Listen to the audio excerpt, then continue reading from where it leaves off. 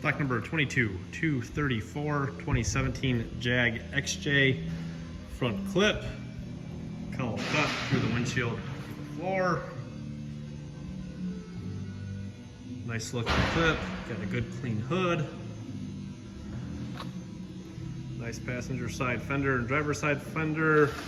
Got the LED headlights. 2 bricks, look good.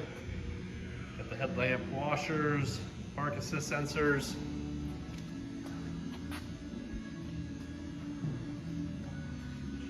Good to go there on the chrome grille.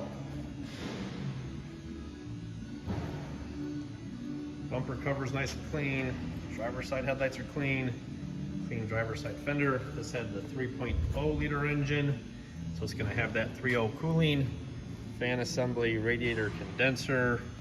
Got your fender liners, coolant bottle, washer bottles, fuse box, under the hood plastics, under the hood AC lines, the core support. Everything is nice and intact, nice clean package.